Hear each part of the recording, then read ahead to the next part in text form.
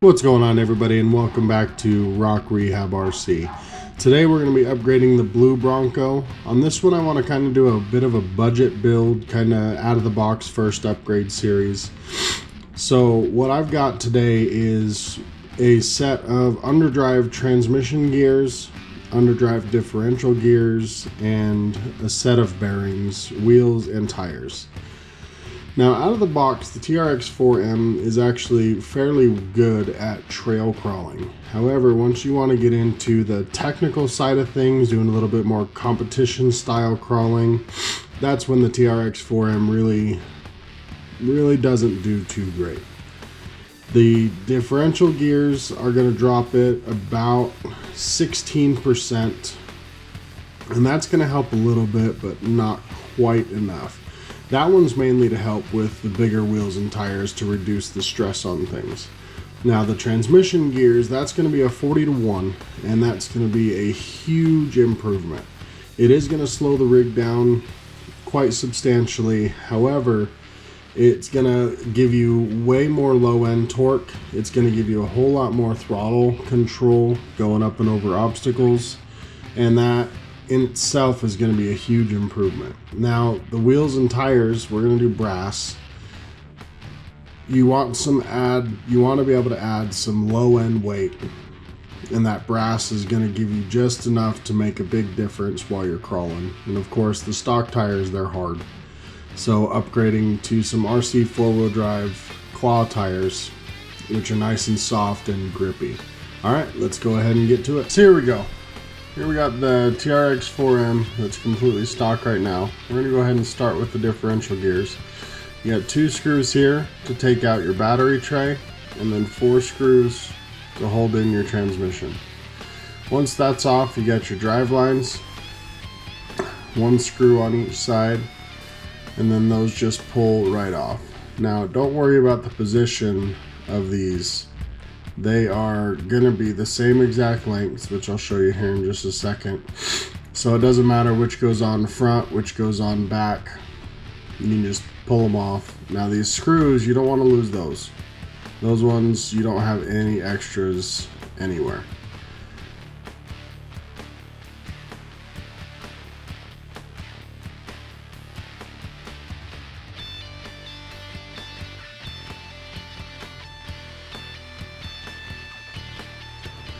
Now the transmission just got 4 little screws that hold that cover on, and then once you get those out, the case splits in half. Now if this is your first time pulling one apart, I highly suggest you take pictures as you go. Every time you pull a gear out, take a new picture, so that way you can see what gears go where, because it can be confusing. But the gears, dude, they just pull right out.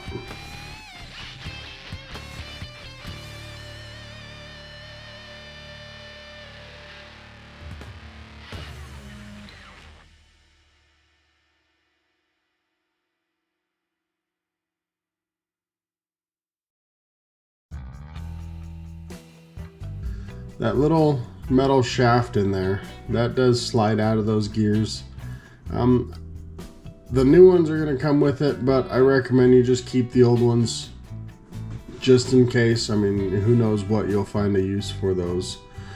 Now the bearing kit, when you get it, it can be quite intimidating, especially if this is your first RC. There's a lot of bearings in there. It's really easy. Don't be worried about it. You're just going to match up the old ones to the new ones. The old bushings, they are kind of a pain, and they can be tricky to get out, a few of them. Just small needle nose pliers, you can go ahead and work them out of there. You do kind of got to pry them to the side, a couple of them, but they're fairly simple to get out. They just go ahead and pull right out.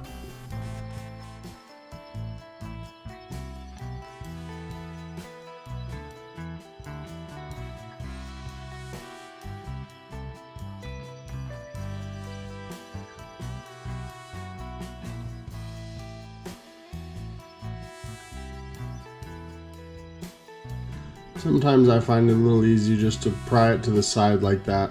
Just get it started, and then you can grab it with the needle nose and pull it the rest of the way out.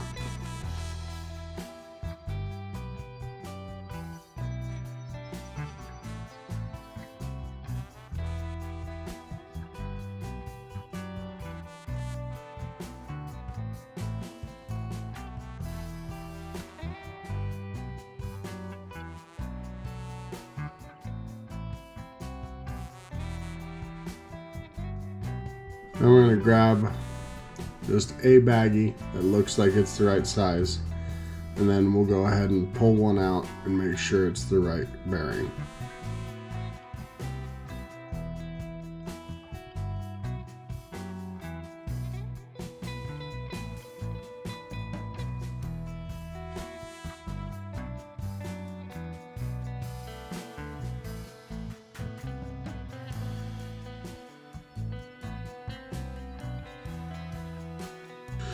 All these parts that we're installing today, they're going to be in Jora. The bearing kit, it's like $14. The transmission gears, I believe those are just under $20. The wheels and tires, depending on the combination, you're looking at about $45. And then the differential gears are about $13 a piece on Amazon. These bearings, once you get them, they just press right in there. Use your fingers, screwdriver, or whatever you got to use. They slip right in. Now, some people do replace the transmission case with aluminum. I don't find it necessary. The plastic kind of quiets it down a little bit. The aluminum transmission cases, they can be a little bit noisier. But one of the things I've noticed with the aluminum ones are the grease, if it gets warm, will seep through the cracks a little bit easier than the plastic will. The plastic kind of helps seals it up just a little bit.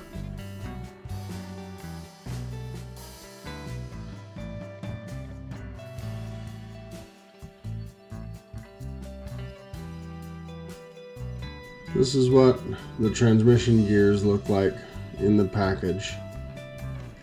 They're easy to tell the difference, and if you've taken your pictures, then you'll know exactly which ones go where.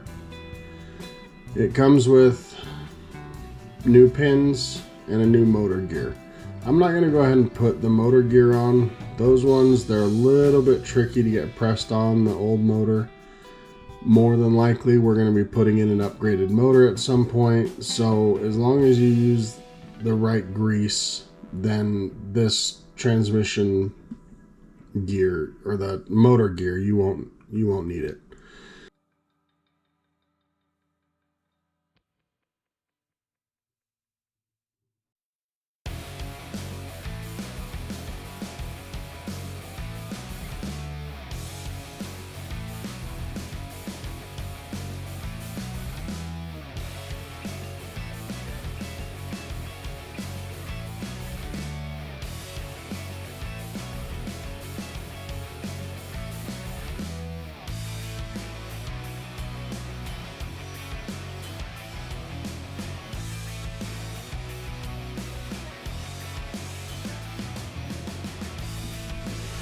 Just wanted to throw everything in there, test fit it, make sure everything looks good.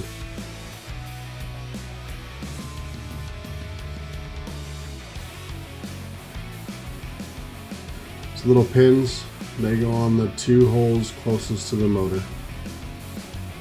You just slip them in there.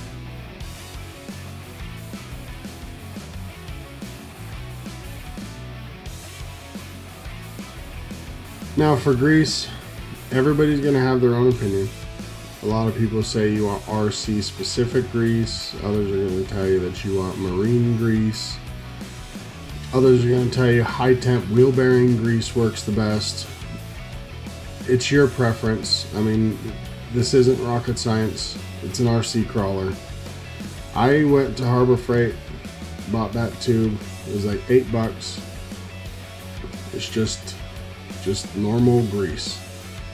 You're going to have this open again when you change the motor.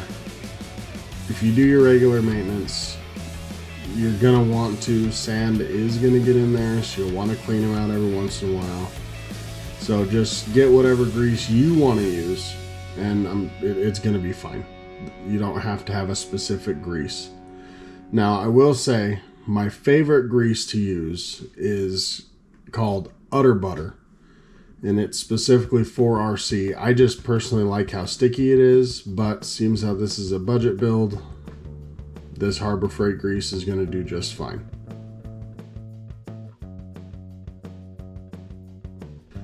As far as how much to put in, you don't want to fill the case with grease. That is way too much. It's unnecessary. It will actually cause stuff to bind up. I just put a decent amount on all the gears. As you spin it, it's going to spread around. And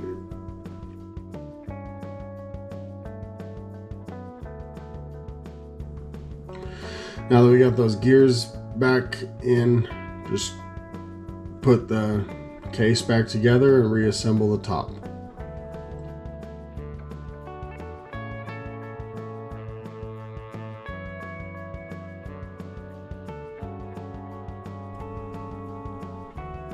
Alright, so after you get your wheels and tires off, we go ahead and do the differential gears next. You're going to have your 2 screws that hold in your shocks and bottom links, and 4 screws that hold in your C-hubs. Once you get those off, you'll pull that drive shaft off. Now these ones do matter. Long one in the back, short one in the front. You've got your 4 screws that hold your diff cover in. And then we got our differential gears and our bearings. The C-hubs, once you get those off and the steering linkage off, they just slide right out. You've got 2 bearings that you're going to replace in those. 2 on your differential gears. 1 on each C-hub. And there's 2 more for the pinion shaft, which you'll see later. When you slide this shaft out, it just pulls out the back, but you want to be careful. There's a little tiny pin in there that holds the 2 halves together. If it comes out, it's not a big deal. If you lose it, well, you're probably going to end up ordering new axles. So you got these 2.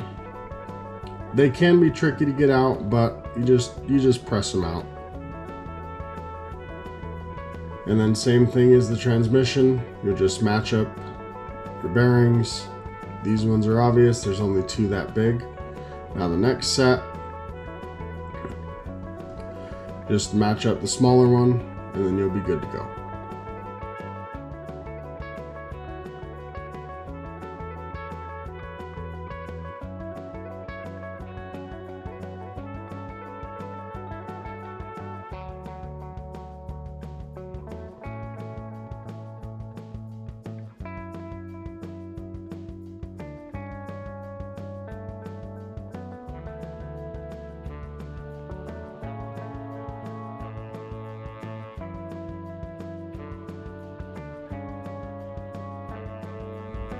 Slip the one in the back, and the one in the front.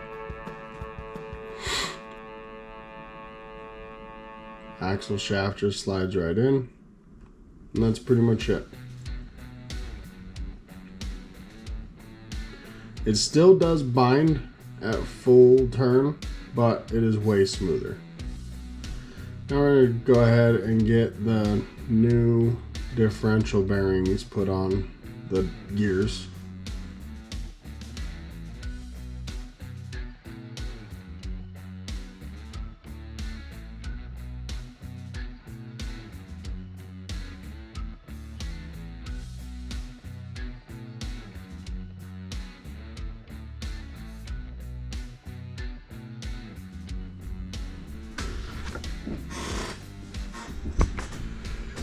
To get your C-hubs off, you've got 2 screws on each side that hold those in.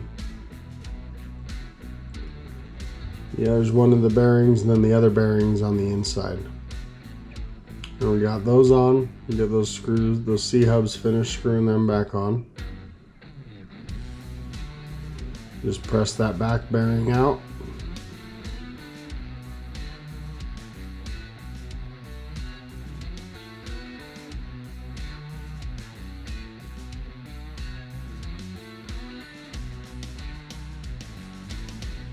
Now we get the front one pressed out.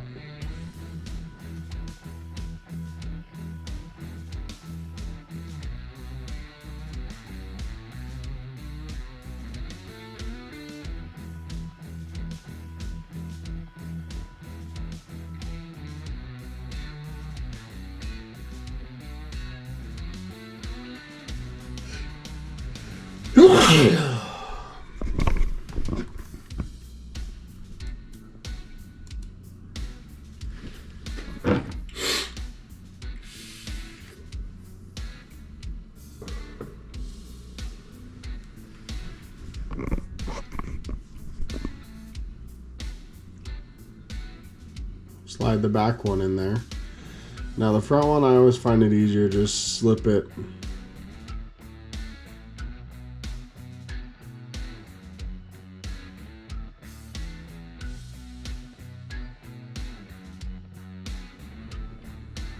Now the front one, I find it easier, just slip it over the pinion shaft.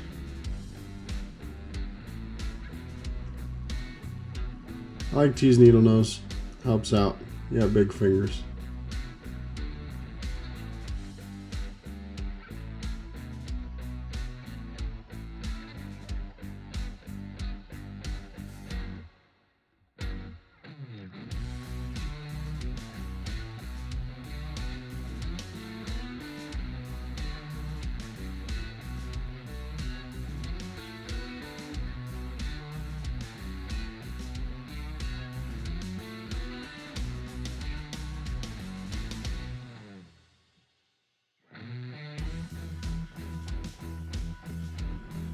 Same thing here, there's just enough grease to coat the whole thing.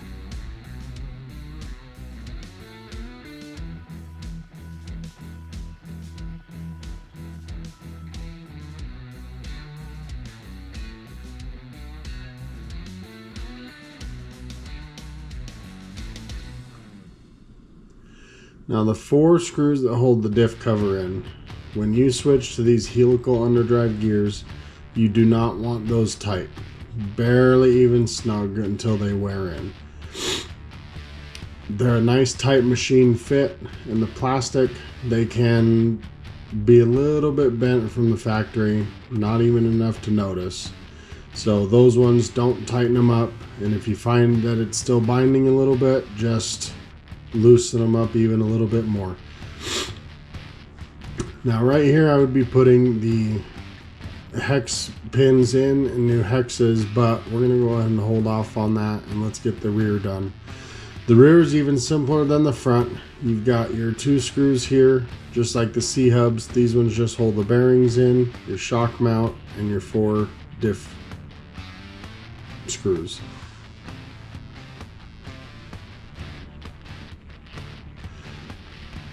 There we go. Now that that's done, we're going to go ahead and get the tires put on.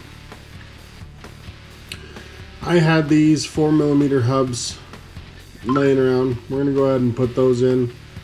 Those are plus 2mm on each side.